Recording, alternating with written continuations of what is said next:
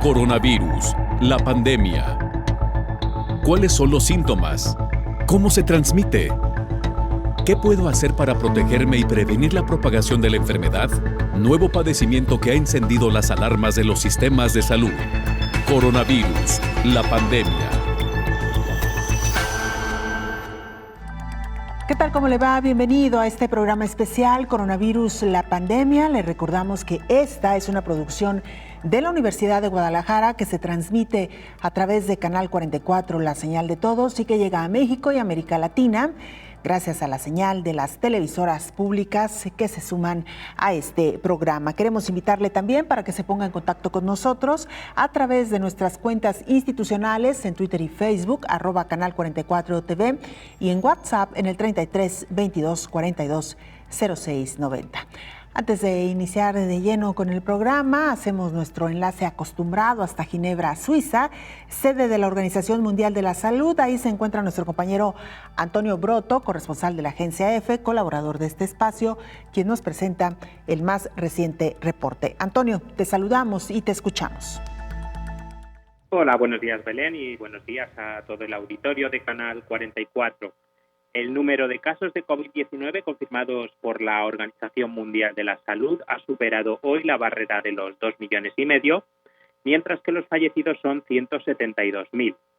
Aunque el porcentaje de fallecidos con respecto al total de pacientes ronda el 5% a nivel mundial, en Europa, la región más afectada, esa tasa es considerablemente mayor y aproximadamente del 10%.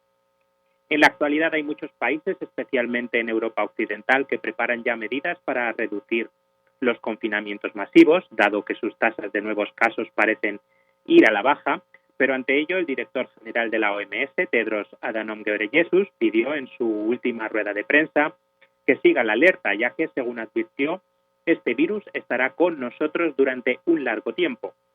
El máximo responsable de la OMS afirmó que las medidas de distanciamiento social han logrado con éxito frenar los contagios en muchos países, pero el virus, sin embargo, sigue siendo muy peligroso, por lo que subrayó que uno de los mayores riesgos en la actual fase de desescalada es caer en la complacencia. El epidemiólogo afirmó que incluso en los países donde comiencen los desconfinamientos, las cosas no volverán a ser como antes, sino que se adoptará una nueva normalidad en la que es de esperar que la población esté mejor preparada y concienciada ante posibles futuras epidemias. Sobre Tedros siguen lloviendo las críticas por su gestión de la pandemia, especialmente procedentes de Estados Unidos, donde los congresistas republicanos han llegado incluso a pedir que el director general de la OMS dimita a cambio de que Washington reanude sus millonarias aportaciones al organismo. Ante esas presiones, el experto etíope subrayó que seguirá trabajando día y noche, centrado en luchar contra el coronavirus, y dijo no tener energías para responder las muchas críticas, ya que prefiere concentrarse en salvar vidas. Reporto desde Ginebra para el programa Coronavirus, la pandemia. Algunos países de América Latina comienzan poco a poco a entrar a la fase 3 de la pandemia, entre ellos México. El infectólogo y médico doctor Héctor Raúl Pérez Gómez advierte sobre el riesgo de saturación de las unidades médicas durante esta fase. Bueno, la fase 3 en una pandemia como la que estamos viviendo es aquella en la que el número de contagios se incrementa de forma más rápida. Se dice que la curva habitualmente es con incrementos logarítmicos, con duplicación del número de casos cada 5 días aproximadamente. Se dice de igual manera que la fase 3 cuenta por miles el número de contagios y adicional a lo anterior se pierde la rastreabilidad de la cadena de contagios. En la fase 2, por ejemplo, todavía se tenía la posibilidad de señalar cuál era un caso índice y a partir de ese caso índice quienes se habían infectado alrededor, y había esa manera de rastrear la cadena de transmisión. También en la fase 2 un alto porcentaje de los casos eran casos importados, mientras que ya en la fase 3 la mayor parte, la gran mayoría de los casos son adquiridos en la propia comunidad, son transmisiones comunitarias, también conocidas como transmisiones autóctonas. Y otra característica de la fase 3, y de ahí la preocupación que un país que entra a una fase de esta naturaleza, pues es el riesgo de saturar las instalaciones hospitalarias. La capacidad se puede ver rebasada por el número de pacientes que necesitan hospitalización y particularmente por el número de pacientes graves que pueden necesitar terapia intensiva, respiradores automáticos para soporte ventilatorio. Ahora, en la fase 2 se dice que las acciones se destinan predominantemente para contener la pandemia. En la fase 3 entra otro concepto que es el de mitigación. Además de contener, hay que mitigar. Mitigar es ese fenómeno de crecimiento progresivo que va teniendo la enfermedad. Para el caso de México, por ejemplo, ya la semana pasada lo platicábamos nosotros, advertíamos que técnicamente estábamos en la fase 3. Sí. Hay plataformas, de hecho, la Secretaría de Salud Federal tiene múltiples plataformas para diversos propósitos en enfermedades transmisibles y enfermedades de comunicación pública. En alguna de estas plataformas se puede incorporar la información en tiempo real y de hecho, si mal no recuerdo, el decreto del día de ayer por el Consejo de Salubridad General establece que en tiempo real los estados y municipios estén incorporando el número de camas que tienen ocupadas en atención a pacientes con COVID y el número de camas que tienen destinadas y disponibles para la atención de pacientes con COVID. Con esto, la pretensión es que ante una explosión mayor de los casos que requieran hospitalización, pues se tenga claro un panorama de a dónde pueden ir los pacientes, pero además de que los pacientes no anden de un lugar a otro con el riesgo que esto implica de transmisión de la enfermedad, sino que cuando vayan a un centro hospitalario porque así lo requieren, es porque ahí hay un espacio que está disponible. Le hemos informado ya que el pasado 21 de abril México entró en la fase 3 de la pandemia por COVID-19, pero ¿sabe usted en qué consiste esta etapa? Aquí se la explicamos. En México se decretó la fase 3, pero ¿en qué consiste esta etapa? El subsecretario de Prevención y Promoción de la Salud, Hugo López-Gatell, recuerda cuáles son las medidas que se deben continuar en esta etapa 3. Se mantienen las medidas de protección a las personas adultas mayores y poblaciones de máximo riesgo. Lo último que quiero decir es que esto fue aprobado en forma unánime por el Consejo de Salubridad General. Se emitirá hoy el acuerdo correspondiente donde se detallan estas medidas y queda en manos de la Secretaría de Salud Federal emitir los lineamientos correspondientes para hacer operativas estas disposiciones y la autoridad sanitaria estatal tiene la responsabilidad de hacer cumplir estas disposiciones en sus ámbitos de competencia, en sus territorios, pero además aplicar las distintas modalidades administrativas que garanticen que se cumpla la Jornada Nacional de Sana Distancia. Es una fase de ascenso rápido en el número de contagios. Se acumulará un gran número de hospitalizados y los enfermos se acercan a una curva máxima que podría saturar el Sistema Nacional de Salud. ¿Qué medidas se tienen que tomar?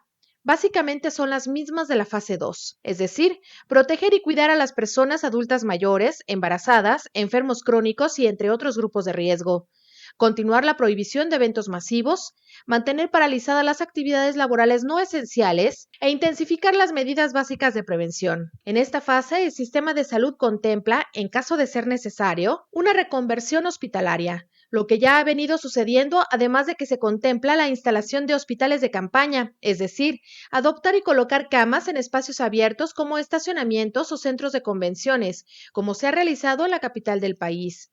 Por parte del gobierno federal se descarta la aplicación de un toque de queda, aunque en algunos estados de la República, desde la fase 2, ya aplican sanciones a quienes no atiendan la invitación de quédate en casa para evitar contagios por COVID-19, informó Rocío López Fonseca. Esta semana también el gobierno mexicano anunció un plan emergente para hacer frente a esta crisis por COVID-19. El gobierno de México anunció un plan emergente de atención a los pacientes con COVID-19. Este plan busca reorganizar los servicios de salud a infectados por coronavirus mediante un modelo de atención en cascada. Ante el déficit estructural de médicos, se trabaja en un plan para capacitar a más personal especializado y así tener suficientes manos en el área de terapia intensiva. El nuevo modelo que ha planteado el sector salud a través de diversas instituciones como Pemex, IMSS, ISSSTE, la Secretaría de la Defensa Nacional y la de Marina, trabajan en una estrategia de reconversión de recursos humanos a partir de la cual se aprovechará al personal médico y de enfermería en todo el país, generales o especialistas de áreas no críticas. El esquema se basa en que un médico especialista en tratamiento de terapia intensiva se convertirá en jefe de un grupo compuesto por otros 5 médicos o médicas generales o especialistas en otras áreas, quienes ya contarán con una capacitación para tratar a los pacientes graves de COVID-19. De esta forma, un intensivista podrá estar a cargo de la atención de 25 pacientes críticos. Ese mismo esquema se repetirá para el caso del personal experto en enfermería. Algunos de los temas a tratar en la capacitación son protección personal y prevención de infecciones, apoyo a personal médico intensivista, manejo del paciente crítico, manejo técnico de ventiladores, entre otros, informó Rocío López Fonseca. Es tiempo ya de hacer nuestra primera pausa. Usted no se vaya, regresamos con mucho más aquí a Coronavirus, la pandemia.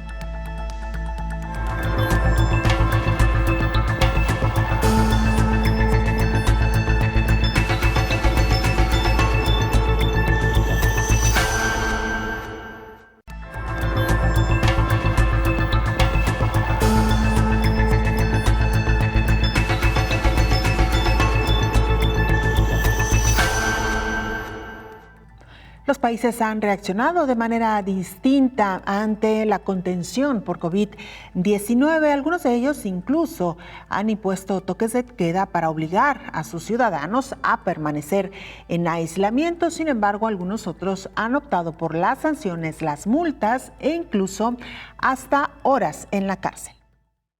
Actividades cotidianas como ir por el pan o sacar al perro se convirtieron en acciones prohibidas que ameritan una multa o hasta la cárcel. Es una medida que han tomado algunos gobiernos en Estados Unidos, Alemania, Italia, Francia, Polonia e Israel, entre otros, con tal de evitar contagios de COVID-19. En Toronto las multas irían de $750 a $5,000. En California violar la cuarentena implica multa o cárcel. En Francia costaría entre $145 y hasta $3,999, mientras que en Italia amerita un pago de $222 y hasta 3 meses de cárcel. En España el precio de salir sin autorización cuesta entre $108 y $648. El subdirector general de Logística e Innovación de la Policía Nacional, José García Molina de España, señaló que hay quienes se han ocultado en la cajuela o que han querido burlar los controles para ir de picnic.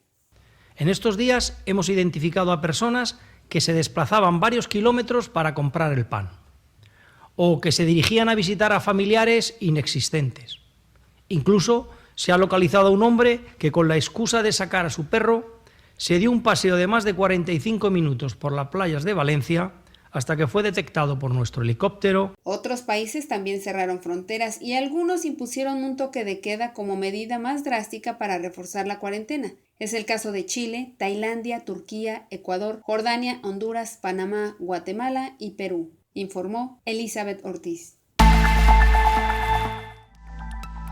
Viajamos a Perú, ahí se encuentra nuestra compañera Ana Romero, Ella es reportera del canal de la Universidad de San Martín de Porres en este país y nos informa, nos actualizó lo que está ocurriendo hoy por hoy en este país sudamericano. Ana, te escuchamos.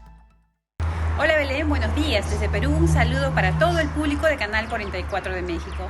El Ministerio de Salud ha informado que a la fecha hay 19.250 casos confirmados por COVID-19, 2.434 hospitalizados y 530 fallecidos. Asimismo, 10 parlamentarios han dado positivo en la prueba molecular de coronavirus. Esta semana, muchos peruanos se encuentran varados en el interior del país tratando de volver a sus hogares, ya que miles se han quedado sin trabajo y se desplazan a pie por la carretera, a quienes se les ha denominado los caminantes. Esto a raíz de la suspensión de las actividades económicas y el aislamiento obligatorio en el país. Ante este problema, los funcionarios del Ministerio de Transportes y Comunicaciones se han reunido con diversas asociaciones para tratar de implementar un protocolo que les permita operar nuevamente a fin de evitar el contagio por COVID-19. Otra de las cosas que más tiene preocupado al gobierno es que Lima se ha quedado sin camas UCI y están a punto de colapsar los hospitales. El día de ayer hubo Consejo de Ministros y al parecer se mantendría la cuarentena y se podrían liberar entre 4 y 5 rubros económicos, como por ejemplo el de servicios. En las próximas horas, el presidente Vizcarra podría dar este anuncio. Belén, un pedido que hacemos a todas las personas y a todo el pueblo mexicano y al mundo: quédense en casa, cuiden a sus familias. Desde Lima, Perú, informó para ustedes Ana Romero, para Coronavirus, la pandemia. Para el infectólogo Héctor Raúl Pérez Gómez, la experiencia que dejará COVID-19 en todo el país nos servirá para tener un nuevo método de cuidado personal y también nos dejará enseñanzas en diferentes ámbitos. Las epidemias y las pandemias han marcado pautas a lo largo de la historia. Han dejado enseñanzas muy grandes, las enseñanzas particularmente a los sistemas sanitarios. La mayor parte de esas son pautas positivas porque si bien se pueden modificar esos esquemas de convivencia y socialización, no necesariamente para mal. Por ejemplo, debemos aprender que de aquí y para siempre cualquier enfermedad respiratoria la debemos proteger en términos de no generar transmisión a quienes están en nuestro entorno inmediato y debemos, por esa cultura, incluso solidaria con el resto de los convivientes y de la sociedad en general, cuidar nuestras vías respiratorias, proteger nuestras vías respiratorias, con un cubrebocas, etcétera. El toser, el estornudar, hacerlo de forma protegida de igual manera. Y guardar distancia y también en algunos momentos, ¿por qué no?, en el futuro, aun cuando no estemos en una situación de epidemia o de pandemia, la cuarentena, que si bien no necesariamente deberá ser por muchos días, sí por lo menos por el periodo más sintomático de las personas. En estos momentos la cuarentena mínima es de 14 días cuando estamos hablando de alguien que tuvo contacto con una persona con COVID-19. Y también estamos hablando de cuarentena cuando alguien que habiendo tenido COVID-19 ha concluido su fase sintomática y debe guardar todavía 14 días, que es un periodo de incubación de la enfermedad. Pero hablando de esas pautas futuras o de esos cambios en la socialización, bueno, pues creo que nos debe dejar esos buenos hábitos sanitarios. Por otro lado, el estar manteniendo limpias las superficies de los espacios en los que trabajamos, en donde vivimos, y sanitizarlos, mantenerlos libres de microorganismos lo más posible, pues debe ser un hábito de aquí y para siempre. Y por otro lado, creo que tenemos que recordar que las enfermedades infecciosas son hoy por hoy lo que se ha llamado una caja de Pandora, de acuerdo a una publicación de la revista New England Journal of Medicine hace aproximadamente un mes. Es decir, ahora las enfermedades infecciosas pueden transmitirse interespecies. Muchas de ellas son zoonosis. Las especies animales pueden transmitirlas al ser humano y eventualmente puede ocurrir también lo contrario. Por eso ahora cuando hablamos de salud, tenemos que hablar de un concepto de salud más integral con todos los seres vivos, ¿no? ¿Qué decir, por ejemplo, de la salud ambiental? Es otro tema, relacionado, es otro tema. Pero efectivamente esas enseñanzas tendrán que ser para bien, porque además cada vez somos más personas en el mundo. En estos momentos somos 7.200 millones de personas, pero el que cada vez existamos más seres humanos y además el hecho de que la mayor parte de la población en el mundo ahora se haya convertido en una población metropolizada, concentrada en zonas urbanas, en grandes metrópolis, y cada vez menos personas en el ámbito rural, eso también convierte en un alto riesgo. Enfermedades como el dengue, por ejemplo, ahora son enfermedades de las grandes metrópolis, de las ciudades.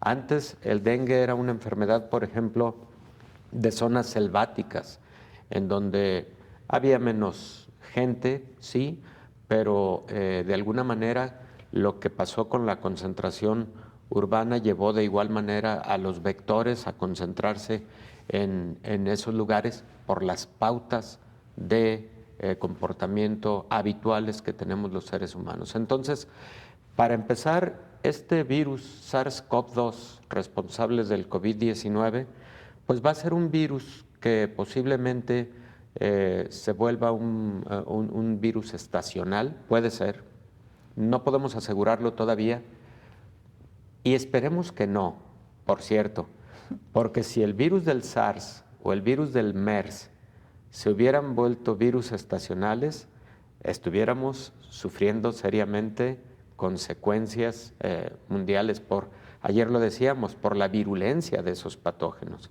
Entonces, SARS-CoV-2, ojalá y no se vuelva un virus estacional, que no esté circulando de forma habitual y frecuente, que va a estar muchos meses entre la humanidad, sí, indudablemente así va a ser.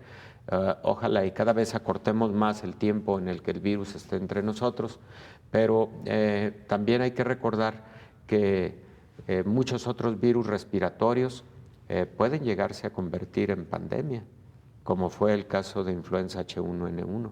Entonces, las medidas de protección, particularmente para casos de enfermedad respiratoria, tendrán que convertirse en nuestros hábitos personales y comunitarios. Hacemos una pausa, es muy breve, regresamos con mucho más.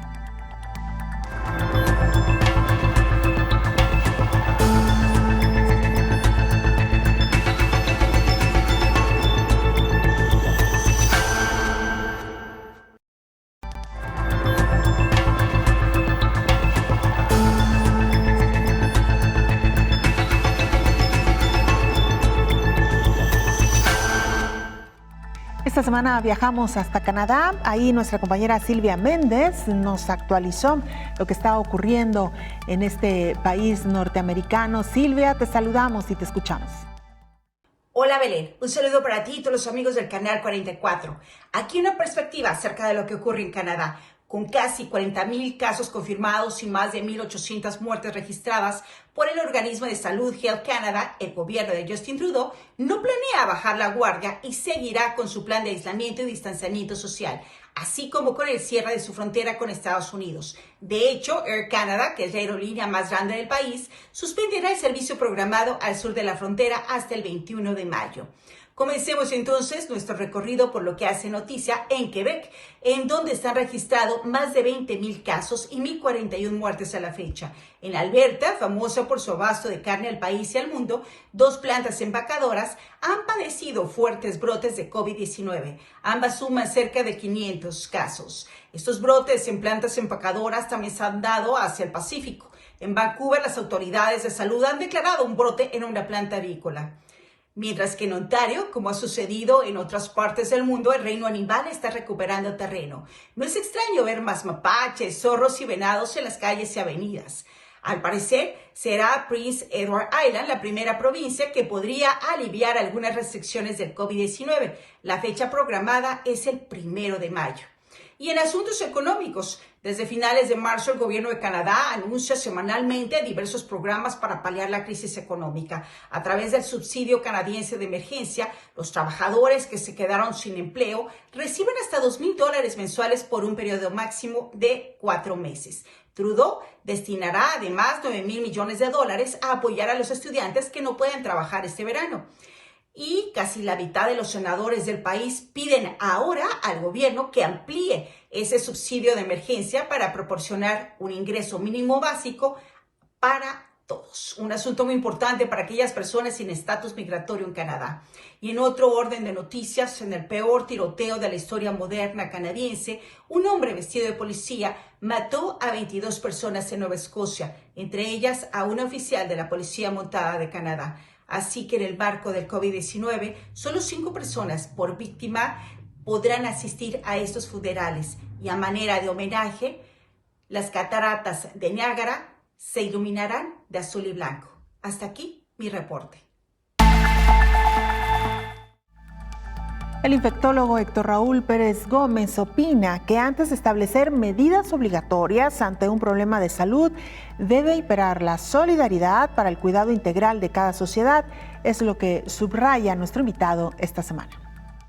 Yo creo que a nadie nos gustan los métodos coercitivos. Yo creo que vivimos en un tiempo y además en circunstancias en donde el respeto a los derechos humanos es fundamental. Y como consecuencia de lo anterior, bueno, esos métodos que han tenido que recurrir a lo militarizado, incluso para el conseguir que la población adopte esas medidas, a nadie nos gustan, pero hay que analizar las circunstancias vividas por cada país o por cada región. La seguridad nacional de un país se puede ver atentada no solamente por conflictos bélicos, como a veces luego llega a nuestra mente. La seguridad nacional se puede ver atentada por situaciones como la que se está viviendo de alguna epidemia, una pandemia. Se puede ver de igual manera atentada por motivos de desastres naturales, y con motivo de lo anterior se tienen que llevar a cabo medidas que siempre deberán ser en inicio y preferentemente en todo momento apelando a la conciencia y el ánimo de solidaridad de la sociedad. Si yo me cuido, estoy cuidando a quienes están alrededor de mí. Y si se cuida este núcleo, está cuidando a un sector más grande de la sociedad, de la población, y así, visto como en círculos de solidaridad y de protección. Por ese motivo, a mí particularmente me preocupa que todavía existan personas que tengan dudas respecto de que existe este patógeno nuevo, de qué tan virulento es, de qué tan grave puede ser la enfermedad. Y lo decíamos ayer, en estos momentos 6.8 es la letalidad, 6.8 de cada 100 que la padecen, o al menos de los identificados, están muriendo. Pero esta letalidad se está incrementando poco a poco. No sabemos en dónde vaya a terminar también esa curva de letalidad. A lo mejor va a alcanzar a la del SARS, que fue 10%. Esperemos que bajo ninguna circunstancia alcance el 35% del MERS en ningún lugar del mundo. Pero decíamos también que este virus es un virus RNA, constituido por ácido ribonucleico, y que esos son los virus que se equivocan más cuando están replicándose, a diferencia de los virus DNA, que son más estables. Y por lo tanto, los que se equivocan más cuando se replican, también esas mutaciones pueden generar más virulencia, pueden generar menos virulencia también.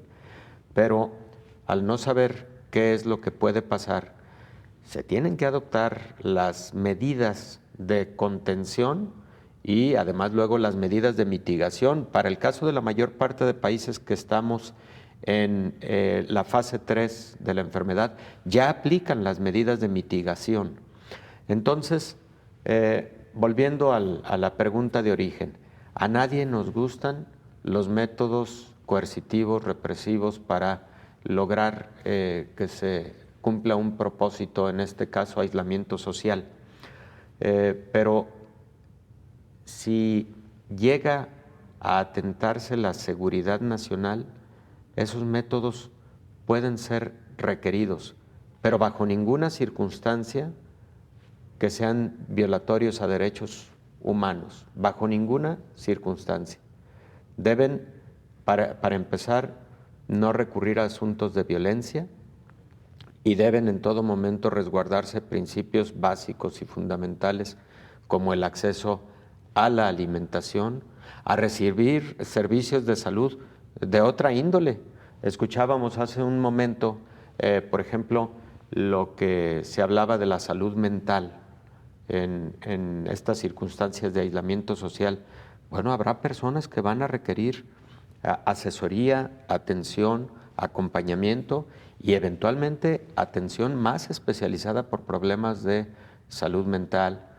Entonces, pues mi primer comentario es: bajo ninguna circunstancia métodos coercitivos, salvo situaciones extremas en donde esté en riesgo un mayor número de personas, un mayor porcentaje de la población, pero bajo ninguna circunstancia que sean violatorios de los derechos fundamentales. Bueno, yo creo que los países que cumplieron con mayor eficacia y disciplina el aislamiento social y de forma temprana han sido países que lograron acortar el tiempo de mayor impacto de la enfermedad, lograron no tener una curva tan pronunciada y luego achatarla y posteriormente venir la fase de descenso en el número de casos. China, aún habiendo sido el país en donde se originó esta enfermedad, habiendo sido el epicentro de la misma, en poco tiempo, diría en 2 meses, en 3 meses aproximadamente, logró tal contención que ya el número de casos diarios reportados en todo el territorio chino era de menos de 50 personas. De hecho, en estos momentos siguen siendo menos de 50 personas al día las reportadas por ese país. Adoptaron medidas, ya lo platicábamos antes, un poco radicales en términos de el cumplimiento de ese aislamiento social. Pero por otro lado, países que además hicieron este aislamiento social con disciplina y aplicaron más pruebas de laboratorio, más pruebas de PCR en tiempo real y pruebas de calidad. Tuvieron mayor detección y también más pronto a un paciente detectado lograron contener el brote alrededor de la familia o de los convivientes de este paciente en particular. Eso se traduce luego de forma multiplicada en un menor impacto de la enfermedad. Entonces, llevamos dos factores.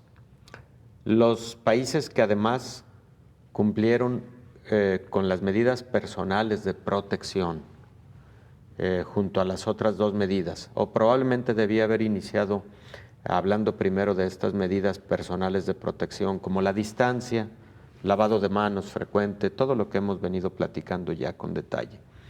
También tuvieron mucho éxito. Y finalmente, creo que un factor muy, muy importante ha sido el de aquellos países en donde, además de lo anterior, visualizan escenarios de mayor riesgo y grupos, personas de mayor riesgo. Escenarios de mayor riesgo significa aquellos en donde la población se hace aglomerados, por ejemplo en el transporte público, y ahí hay que tomar medidas urgentes siempre, porque son focos a partir de los cuales puede existir transmisión. Nos han preguntado en múltiples ocasiones, y aquí lo hemos platicado, respecto del uso de cubrebocas de forma más generalizada. Los países que lo utilizaron de forma más generalizada, particularmente en esos escenarios de riesgo, son países que también lograron disminuir, aunque en un porcentaje bajo, pero lo lograron con una contribución a esa disminución en la curva. Y por eso reitero que si a mí me lo preguntaran de nuevo, el uso de cubrebocas de forma más generalizada, como es el caso en estos momentos del estado de Jalisco en México, en donde se ha dictaminado como una medida obligatoria. Lo hizo Nueva York también hace 2 o 3 semanas. Me parece que es una medida pertinente, muy conveniente, porque aun cuando reduzca un poco el porcentaje de transmisión o de contagio, es muy válida. Entonces, creo que son de las principales medidas, y además, claro, la detección temprana, sobre todo en aquellos casos que sabemos que se pueden comportar con gravedad, porque ya tenemos identificados esos factores, Belén, del paciente que tiene mayor riesgo de comportarse grave, y también tenemos factores incluso de laboratorio para identificar aquel que está evolucionando a la gravedad. Hay que actuar de manera inmediata, de forma terapéutica. Esta semana también visitamos Ecuador. Ahí nuestro compañero Jorge Largo Loaiza, corresponsal del diario El Correo, nos ofreció un panorama actualizado de un país que ha sufrido duramente las consecuencias de esta pandemia y que afortunadamente parece ser comienzan ya a tomar el control de esta pandemia. Jorge, te saludamos y te escuchamos. Desde Ecuador presentamos un reporte de la situación que está viviendo nuestro país enfrentando el COVID-19. De acuerdo al informe del Comité de Operaciones de Emergencia, se registran hasta el momento 11.183 casos confirmados. Sin embargo, este 23 de abril, el ministro de Salud, Juan Carlos Ceballos, informó de otros 10.977 casos positivos. Estos últimos serían los resultados de pruebas represadas, es decir, en el Ecuador existe una cifra de 22.160 casos confirmados, algo que ha alarmado a la comunidad ecuatoriana y que obviamente las autoridades de todo el país se encuentran trabajando para contener esta pandemia en nuestro país, que prácticamente ya, como te comento, es una cifra muy exagerada, son 22.160 casos confirmados en el Ecuador. Por otra parte, el Ecuador sigue bajo el sistema de semaforización. Las actividades se encuentran paralizadas en todo el país. No hay ninguna provincia que aún esté reanudando sus actividades. Y de igual forma, ante el mal uso de un documento que permitía el libre tránsito de los ciudadanos por todo el Ecuador, pues también fue limitado y actualmente tiene ciertas restricciones para poder movilizarse a la compra de medicamentos, compra de alimentos y cosas muy emergentes. Esa es la situación que estamos viviendo actualmente Y bueno, ante situaciones tristes, ante situaciones de angustia que está viviendo el mundo entero y sobre todo nuestro país, también existen actos positivos que están llenando de alegría, que están llenando de emoción a nuestro país, a nuestros médicos que están trabajando en primera línea. Ante ello, varios cuerpos de bomberos del Ecuador, de la capital de la República, Quito, de la ciudad de Machala, en la provincia del Oro, se encuentran llevando serenatas para dar un mensaje de ánimo ante el coronavirus. Músicos en los más altos de un carro escalera del cuerpo de bomberos, desde los exteriores de los principales hospitales, día a día están llevando música, temas musicales, para dar un mensaje de aliento a todos los médicos, a enfermeras y al personal de respuesta que se encuentra combatiendo el COVID-19, generando así un mensaje de esperanza y fuerza. Los acordes de A mi lindo Ecuador, Machala, Amor y Esperanza, El Padre Nuestro, tocado con una trompeta, hicieron que algunos salubristas rompan el llanto, otros levantaban el pulgar y la mayoría aplaudió como una forma de agradecer el gesto. De esta forma, Belén y amigos, muchos sectores sociales buscan dar un incentivo a estos héroes que día a día enfrentan al virus para alimentar a su alma. En estudios, Belén. Hacemos una pausa brevísima, regresamos con mucha más información.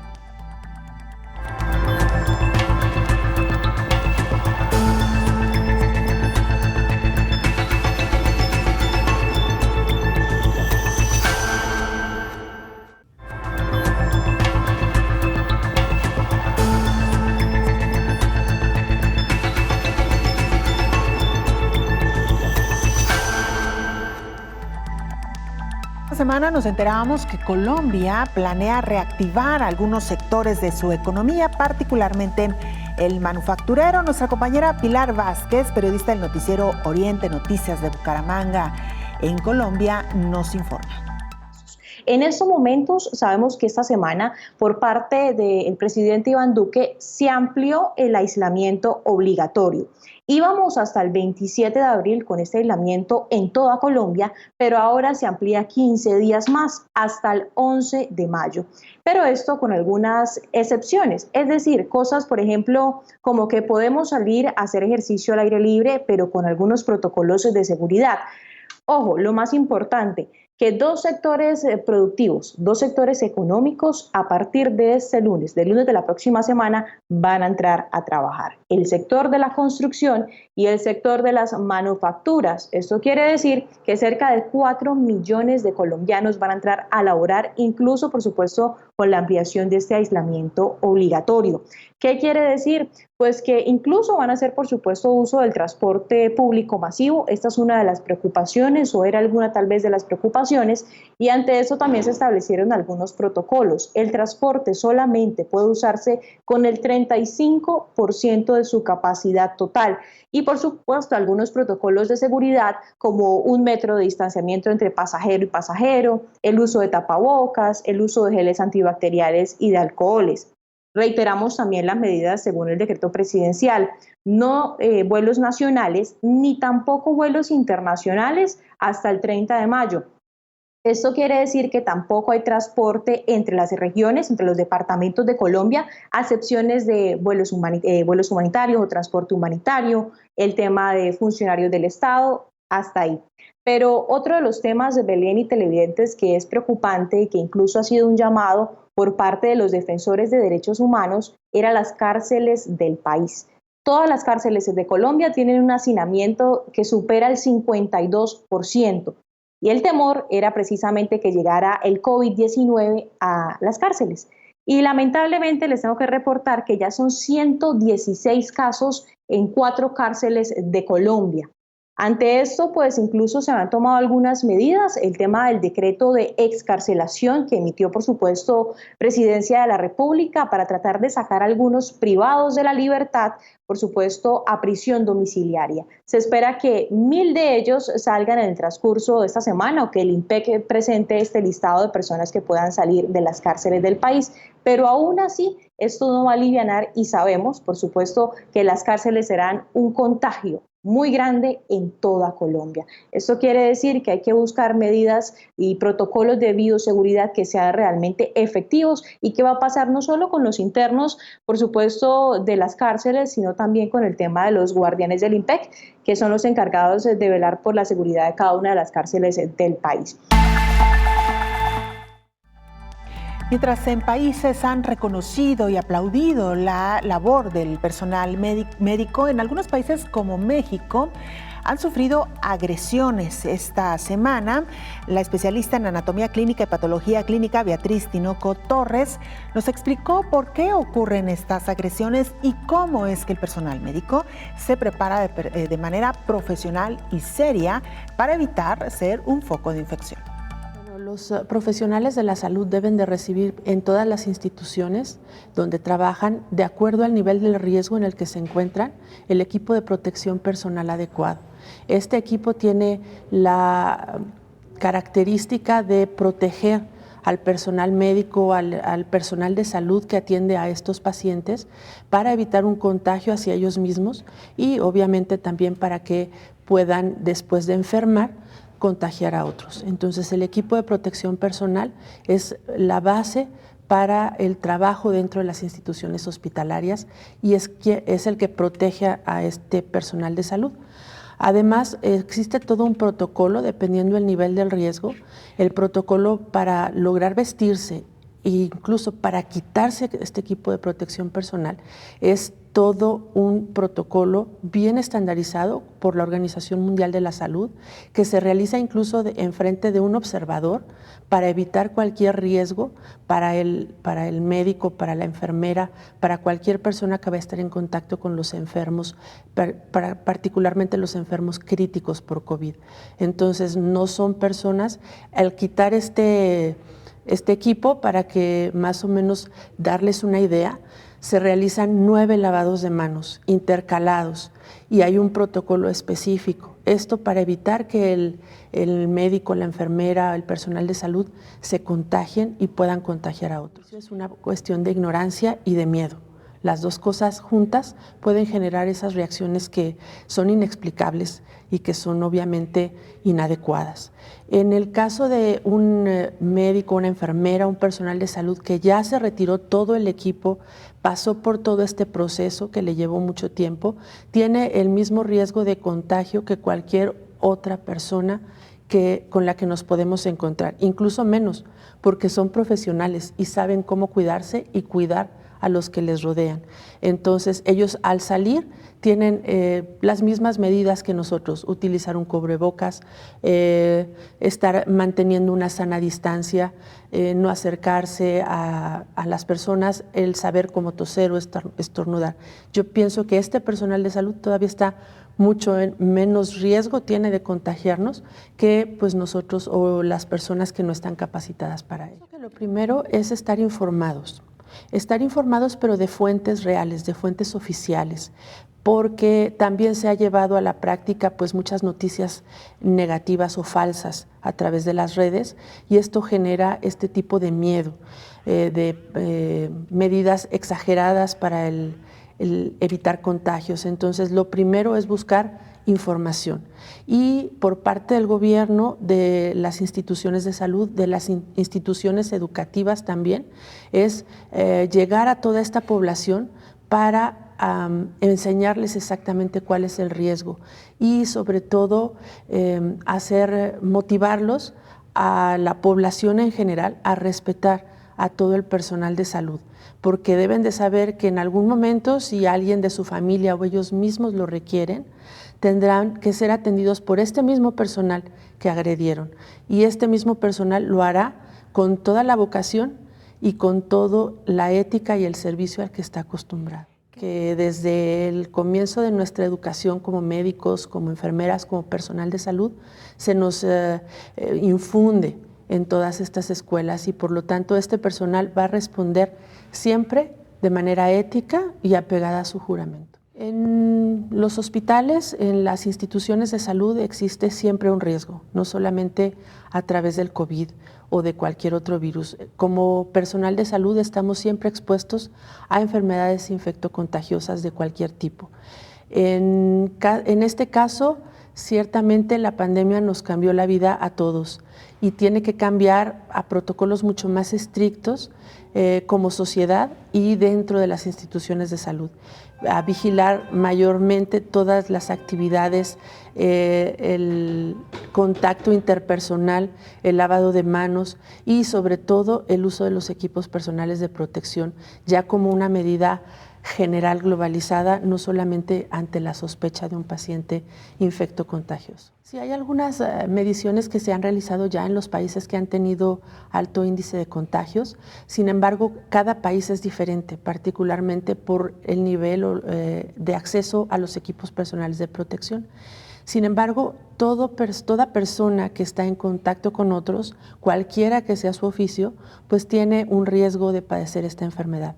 Personal de salud, obviamente, pero también aquellos que están atendiéndonos en actividades esenciales y que forzosamente tienen que estar en contacto con algunas personas, a pesar de las medidas de sana distancia, también tienen este riesgo. Obviamente hay que cuidarnos y hay que mantener todas estas medidas para evitar contagios de cualquier índole. Puede estar relacionado con equipos personales de protección no utilizados adecuadamente por algún motivo. Otra variable que es importante considerar es la frecuencia de exposición al virus. Nosotros en la vida diaria no tenemos una exposición tan fuerte como la tiene un médico que trabaja pues 12 horas dentro de un hospital y más aquellos que están atendiendo a personas críticas, le denominamos una carga viral mayor.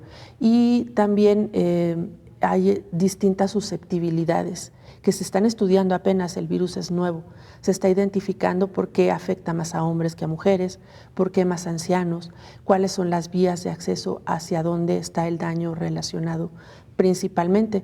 Esto hace que aún estemos estudiándolo, pero el contagio del personal de salud pues puede también haber sido adquirido fuera de la institución de salud, no sabemos exactamente dónde. Por eso se busca que los hospitales creen algoritmos que permitan que el médico tenga una estancia de 12 horas y después descanse 48, o bien trabaje una semana y descanse una semana, para también disminuir esta gran cantidad de contacto con el virus. Bueno, cada país responde individualmente, aunque muchos seguimos lo que dicta la Organización Mundial de la Salud.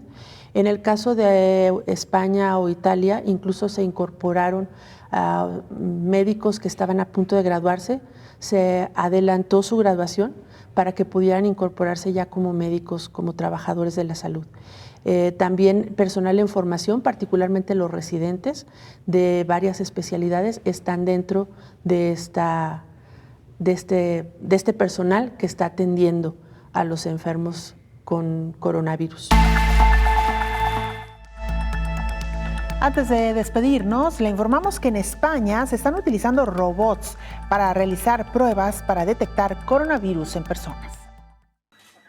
2.400 pruebas diarias PCR es la capacidad que tienen estos robots en cada uno de los centros donde ya funcionan.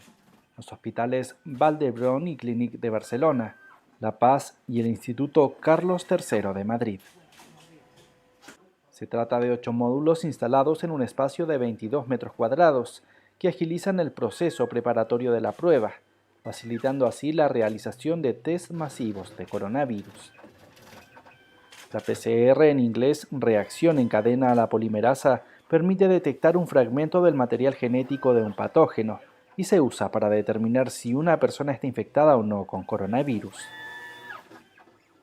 Al procesar muchas más pruebas a la vez, estos robots contribuirán a diagnosticar a la mayor población posible afectada por COVID-19 de una manera rápida, eficaz y fiable. En una segunda fase está previsto que puedan adaptarse para integrar los sistemas que se utilizarán para hacer test de anticuerpos.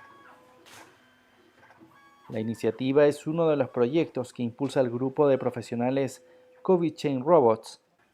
Cada uno de estos robots tiene un coste de unos 100.000 euros y han sido adquiridos con la ayuda de varias empresas privadas.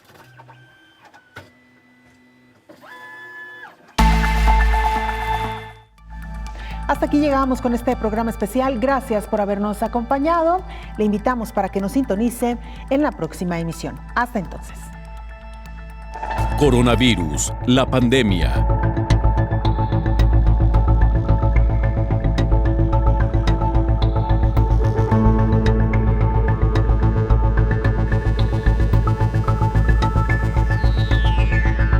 Coronavirus, la pandemia.